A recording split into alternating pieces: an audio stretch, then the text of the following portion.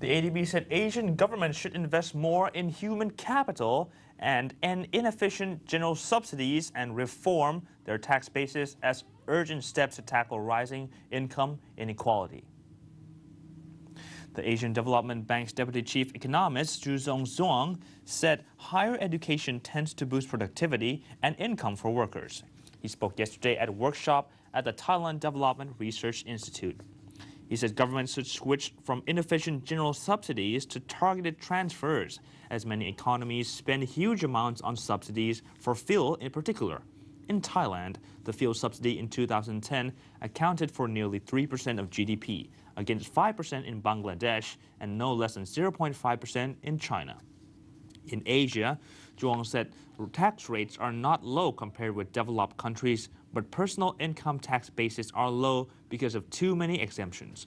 Revenue in China from personal income tax is less than 1% of GDP, against 2% in Thailand and India.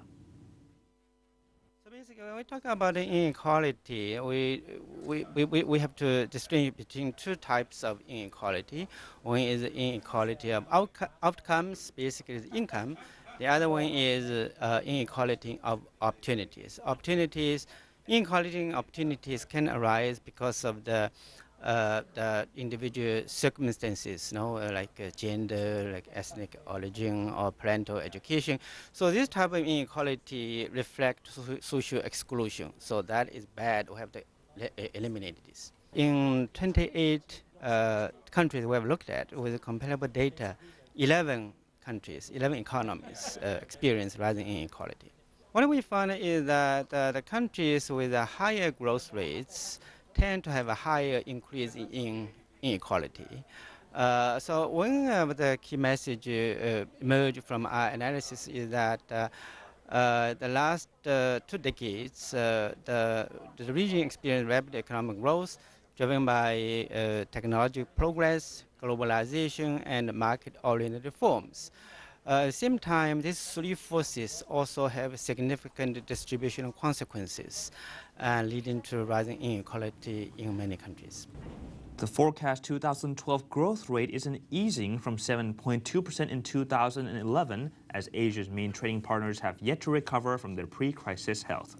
Inequality can weaken the basis of growth, as this will lead to a waste of human capital, lack of social cohesion, and a proportionately smaller middle class, impact on the quality of governance, and higher pressure for inefficient populist policies.